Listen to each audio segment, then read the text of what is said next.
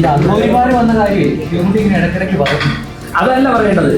മറ്റേ KMI budget സമയത്ത് മുണ്ട് ഉയർത്തിക്കൊണ്ട് വനിതാ കൗൺസിലർമാരുടെ മേശപ്പുറത്തോട് നടന്നില്ല. അതാണ് പറയേണ്ടത്. നമുക്ക് അത് ചേർത്ത് തുടങ്ങാം. ഈ കുടിവെള്ളം മുട്ടിച്ചതും ഈ തെരുവുനായികളുടെ എണ്ണം പെരുക്കിയതും ഈ വേസ്റ്റ് മാനേജ്മെന്റ് അവതാളത്തിലാക്കിയത് അവരാണല്ലോ ഒന്ന് പറയേണ്ടത്. അപ്പൊ സ്വാഭാവികമായിട്ട് ചുറ്റും നടന്ന കാര്യങ്ങളൊക്കെ പരാമർശിക്കുന്നുണ്ടല്ലോ. അപ്പൊ ഒരാൾ അയ്യപ്പൻ കോശിയും കളിക്കാറില്ല എനിക്ക് പോയിട്ട് അത് പരാമർശിക്കരുത്. കഴക്കൂട്ടമാണ്. നിങ്ങൾ അന്വേഷിച്ച് നോക്കിയോ? കഴക്കൂട്ടം നിയോജക മണ്ഡലത്തിലാണ് കുടിവെള്ള പ്രശ്നം ഏറ്റവും രൂക്ഷമായിട്ടുള്ളത്. എല്ലാ ജനപ്രതിനിധികളും ഫീൽഡിലാണ്. അത് ഞാൻ നേരത്തെ പേര് പറഞ്ഞ നേതാക്കന്മാരുടെ പിടിപ്പുകൾ കൊണ്ടാണ് നമ്മുടെ നഗരം ഈ അവസ്ഥയിലേക്ക് നിൽക്കുന്നത്. പാർട്ടി ചുമതലപ്പെടുത്തി എല്ലാ കാര്യങ്ങളും എന്റെ പാർട്ടി എന്ന് ഞാൻ പറഞ്ഞില്ല. അക്കാര്യത്തിൽ ഞാൻ പറഞ്ഞു. ഞാനിപ്പോ പത്രസമ്മേളനം നടത്തുന്നത് എന്റെ പാർട്ടി ചുമതലപ്പെടുത്തിയ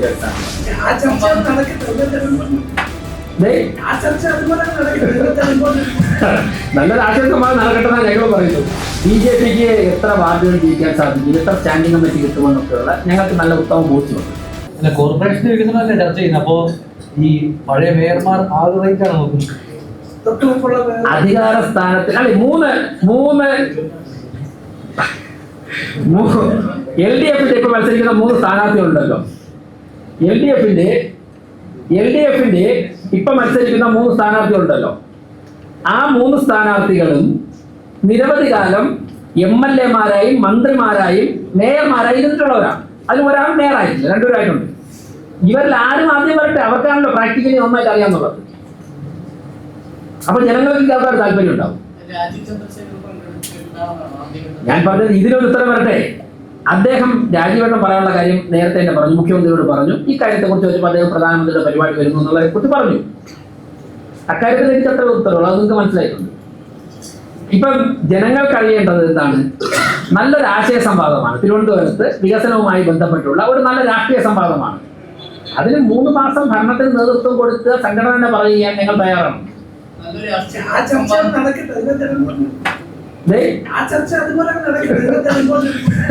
നല്ലൊരു ആശയ സംവാദം നടക്കട്ടെന്നാണ് ഞങ്ങൾ പറയുന്നത്. അതുകൊണ്ട് അദ്ദേഹം ഏറ്റവും നല്ല ആശയ സംവാദത്തിന് മാത്രമല്ല, ഞാൻ നേരത്തെ ഒരു ഉദാഹരണം പറഞ്ഞല്ലോ, ഇന്ത്യയിലെ IT വിപ്ലവത്തിന് നേതൃത്വം കൊടുത്ത വ്യക്തി, പതിറ്റാണ്ടുകളായി ഇന്ത്യൻ രാഷ്ട്രീയത്തിൽ നിൽക്കുന്ന ഒരു വളരെ കൂടുതൽ മേഖലകളിൽ കഴിവ് തെളിയിച്ചിട്ടുള്ള വിദേശ രാജ്യങ്ങൾ ഉൾപ്പെടെ പോയിട്ട് ആ രാജ്യങ്ങളുടെ IT പോളിസി ഡിസ്കസ് ചെയ്യുന്ന വിദഗ്ധൻ, ഒരു ഏറ്റവും മികച്ച പൊതുപ്രവർത്തകരുടെ ഒരാൾ. അദ്ദേഹം BJPയുടെ സംസ്ഥാന അധ്യക്ഷനായിട്ടല്ലേ മാർക്സിസ്റ്റ് പാർട്ടിക്ക് ഏറ്റവും കൂടുതൽ തിരിച്ചടി ഉണ്ടായിക്കൊണ്ട് തിരുവനന്തപുരം കോർപ്പറേഷന്റെ ഭരണം BJP നേടിയെടുത്തത്. എത്ര പഞ്ചായത്തുകളാ? അപ്പൊ അദ്ദേഹത്തിന്റെ നേതൃത്വത്തിലേ ഞങ്ങളൊക്കെ നേടിയെടുത്തത്. പാർട്ടി ചുമതലപ്പെടുത്തി എല്ലാ കാര്യങ്ങളും എന്റെ പാർട്ടി എന്ന് ഞാൻ പറഞ്ഞില്ല. അക്കാര്യത്തിൽ ഞാൻ പറഞ്ഞില്ല. ഞാനിപ്പോ പത്രസമ്മേളനം നടത്തുന്നത് എന്റെ പാർട്ടി ചുമതലപ്പെടുത്തിയ അടിസ്ഥാനത്തിലാണ്. ഞങ്ങൾ ഇന്നാറ് ചുമതലപ്പെടുത്തുമെന്നോ ഇന്നാറ് പറയുമെന്നല്ല പറഞ്ഞത്. ഈ വിഷയങ്ങൾ ചർച്ച ചെയ്യാൻ ഞങ്ങൾ തയ്യാറാണ്. LDFന്റെ ഭാഗത്ത് വരട്ടെ, അവരല്ലേ ഇവിടെ നാട് ഭരിച്ചത്. ഓരോ ദിവസവും അവർ നടത്തിയ കാര്യങ്ങൾ. ഇപ്പോ ഏറ്റവും കൂടുതൽ കുടിവെള്ള പ്രശ്നം ഉണ്ടാകുന്ന സ്ഥലം എവിടെയാണെന്നല്ലോ? കഴക്കൂട്ടമാണ്. നിങ്ങൾ അന്വേഷിച്ച് നോക്കിയോ? കഴക്കൂട്ടം നിയോജക മണ്ഡലത്തിലാണ് കുടിവെള്ള പ്രശ്നം ഏറ്റവും രൂക്ഷമായിട്ടുള്ളത്. കഴക്കൂട്ടം നിയോജക മണ്ഡലത്തിൽ കുളത്തൂർ ഉൾപ്പെടുന്ന പ്രദേശങ്ങളിലാണ് കുടിവെള്ള പ്രശ്നം ഏറ്റവും രൂക്ഷം. അവിടുത്തെ പതിറ്റാണ്ടുകളായ അവിടുത്തെ MLA ആരാ? ഈ കുടിവെള്ള പ്രശ്നം ഇപ്പോൾ ജനങ്ങൾക്ക് രൂക്ഷമായ പ്രതിസന്ധി ഉണ്ടാവാതെ പിടിച്ചിരിക്കുന്നത് എങ്ങനെയെന്നറിയോ? തിരുവനന്തപുരം കോർപ്പറേഷൻ മുൻപൊരിക്കലും ചെയ്തിട്ടില്ലാത്തതുപോലെ ഓരോ വാർഡുകൾക്കും ഓരോ ടാങ്കർ കുടിവെള്ളം സൗജന്യമായി എത്തിച്ചു കൊടുക്കുന്നതുകൊണ്ടാണ് ഒരു പരിധിവരെ പിടിച്ചെടുക്കാൻ സാധിക്കുന്നത്. ഇപ്പോൾ ആരോഗ്യ സ്റ്റാൻഡിംഗ് കമ്മിറ്റി ചെയർമാനോടൊപ്പം ഉണ്ട്. 24 മണിക്കൂറും സ്റ്റാൻഡിംഗ് കമ്മിറ്റിയുടെ ഉദ്യോഗസ്ഥരും ചെയർമാനും ഉൾപ്പെടെയുള്ളവർ ഇടപെട്ട് പ്രവർത്തിച്ചുകൊണ്ടാണ് ടാങ്കർ ആവശ്യപ്പെടുന്ന സ്ഥലത്തൊക്കെ എത്തിക്കുന്നത്. ഇപ്പോൾ ഈ ദിവസവും ഞങ്ങളുടെ ജനപ്രതിനിധികൾ ഏറെക്കുറെ എല്ലാവരും കക്ഷി രാഷ്ട്രീയത്തിന് അതീതമായ എല്ലാ ജനപ്രതിനിധികളും ഫീൽഡിലാണ്. അത് ഞാൻ നേരത്തെ പേര് പറഞ്ഞ നേതാക്കന്മാരുടെ പിടിപ്പുകൾ കൊണ്ടാണ് നമ്മുടെ നഗരം ഈ അവസ്ഥയിലേക്ക് നിൽക്കുന്നത്. ഇവരാരെങ്കിലും അരുവിക്കരയിൽ നിന്ന് കൊണ്ടുവരുന്ന വെള്ളത്തിന്റെ 35% ലീക്കായി നഷ്ടപ്പെടുന്നു എന്നുള്ള വിഷയം ഇവരാരെങ്കിലും അഡ്രസ് ചെയ്തിട്ടുണ്ടോ? അത് പരിഹരിക്കാൻ വേണ്ടി ഏതെങ്കിലും ഒരു നടപടി അവർ സ്വീകരിച്ചിട്ടുണ്ടോ? ഒന്നും ചെയ്തിട്ടില്ല.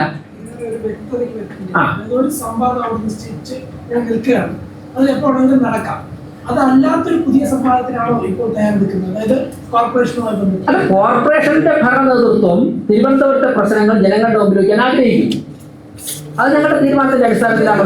അല്ല, മറ്റുള്ള സംവാദങ്ങളോ ചർച്ചകളോ ഒരു ചർച്ചയാവണമെന്നില്ലല്ലോ. ഇത് തമ്മിൽ ബന്ധമില്ലാന്നാണ് ഞാൻ പറയുന്നത് ഞങ്ങൾ പറയാൻ ഉദ്ദേശിച്ചത് തിരുവനന്തപുരം കോർപ്പറേഷനിലെ കഴിഞ്ഞ 3 മാസത്തെ ഭരണ അനുഭവത്തിന്റെ അടിസ്ഥാനത്തിൽ ഈ ഭരണ നേതൃത്വത്തിന്റെ ശ്രദ്ധയിൽപ്പെട്ട കാര്യങ്ങൾ, ഞങ്ങൾ 3 മാസം കൊണ്ട് ജനങ്ങൾക്ക് വേണ്ടി ചെയ്ത കാര്യങ്ങൾ ജനങ്ങളുമായിട്ട് പങ്കുവയ്ക്കാൻ ഞങ്ങൾ ആഗ്രഹിക്കുന്നു. അപ്പൊ സ്വാഭാവികമായിട്ട് ചുറ്റും നടന്ന കാര്യങ്ങളൊക്കെ പരാമർശിക്കണമല്ലോ. അപ്പൊ ഒരാൾ അയ്യപ്പനും കോശിയും കളിക്കാൻ ഇറങ്ങിയാൽ ഇപ്പോഴേക്കും അത് പരാമർശിക്കില്ലേ?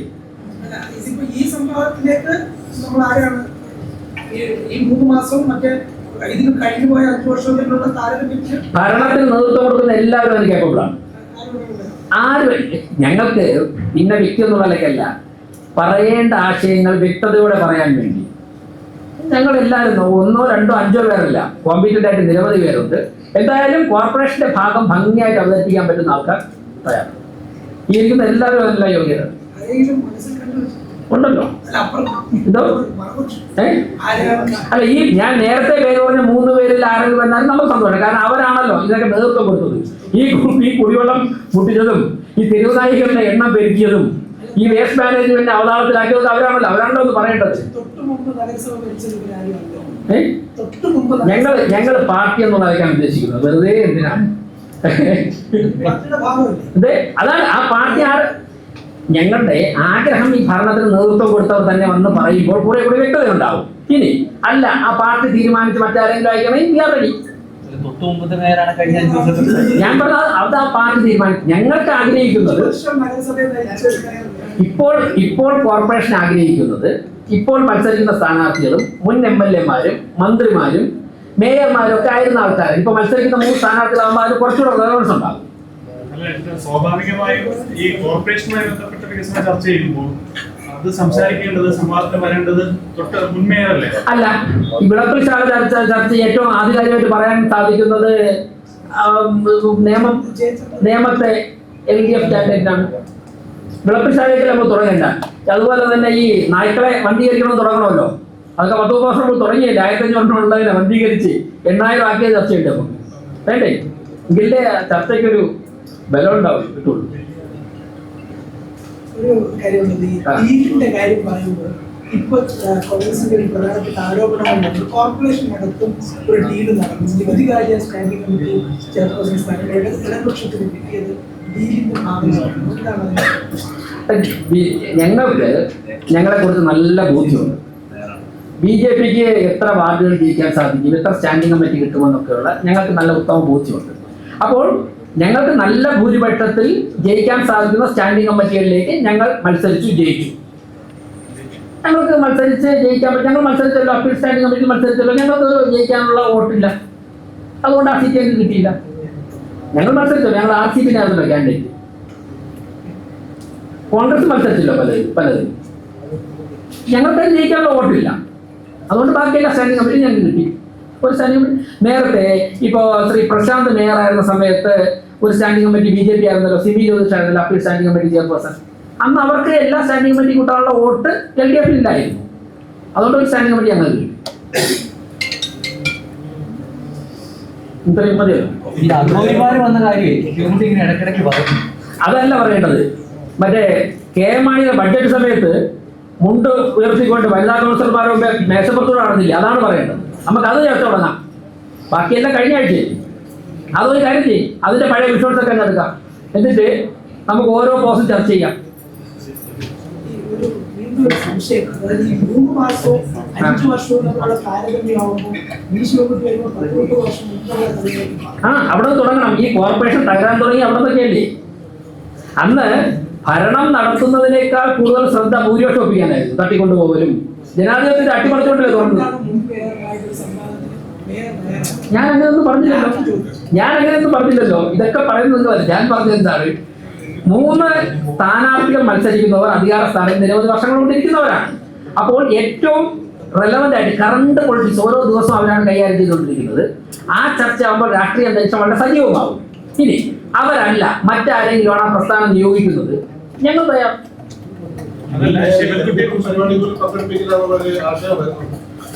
അക്കാര്യങ്ങളിലേക്ക് അതൊക്കെ പാർട്ടിയുടെ ഡിസിഷനാണ് കാര്യങ്ങൾ. അതൊക്കെ അക്കാര്യങ്ങളിലേക്ക് പോകുമ്പോൾ ഈ ചർച്ചയെ ഡൈല്യൂട്ട് ചെയ്യണം. ഞങ്ങൾ ഇന്നത്തെ പത്രസമ്മേളനം ഉദ്ദേശിച്ചത് കഴിഞ്ഞ 40-45 വർഷം കൊണ്ട് ഈ കോർപ്പറേഷനെ തിരുവനന്തപുരത്തെ അവതാളത്തിലാക്കി. കോർപ്പറേഷൻ മാത്രമല്ല, ജലസേന വകുപ്പ് ഉൾപ്പെടെ നിങ്ങൾ ഈ ഞാൻ പറഞ്ഞ പിന്നെ ഈ സിറ്റിയിലുള്ള 3 മണ്ഡലത്തിലെ സ്ഥാനാർത്ഥിമാർ, LDF സ്ഥാനാർത്ഥിമാർ അറിഞ്ഞിട്ടുണ്ടോ 35% വെള്ളം ലീക്കാവുന്നു അരിക്കരുത് കൊണ്ടുവരുമ്പോൾ? അതുകൊണ്ടാണ് ഫോഴ്സ് ഇല്ലാത്തത്. അതുകൊണ്ടാണ് ഫ്ലാറ്റുകളിലേക്കും വീടുകളുടെ മുകളിലേക്കും ഫോഴ്സ് ഇല്ലാത്തത്. ഇതെന്താ ഇവർ ജനങ്ങളുടെ ചർച്ച ചെയ്യുന്നില്ല? എന്തുകൊണ്ട് 30 വർഷം കഴിയുമ്പോഴേക്കും ലൈൻ ഡാമേജ് ആവും, അതിന്റെ കാലാവധി കഴിയുമെന്ന് അറിഞ്ഞിട്ട് ഇവർ പുതിയ പൈപ്പ് ലൈൻ ഇട്ടിട്ടില്ല? എന്തുകൊണ്ട് കടകംപള്ളി സുരേന്ദ്രൻ MLA ആയിട്ടുള്ള കഴക്കൂട്ടം നിയോജകമണ്ഡലത്തിൽ ഇത്രത്തോളം കുടിവെള്ള പ്രശ്നം ഉണ്ടായിട്ട് അദ്ദേഹം അഡ്രസ് ചെയ്യുന്നില്ല? അദ്ദേഹം കൗൺസിലർമാരുടെ മീറ്റിംഗ് നടത്തിയിട്ട് കോർപ്പറേഷൻ ടാങ്കർ വെള്ളം കൊടുക്കണമെന്നാണ് പറയുന്നത്. അത് ഞങ്ങൾ ചെയ്തോ? എന്തേ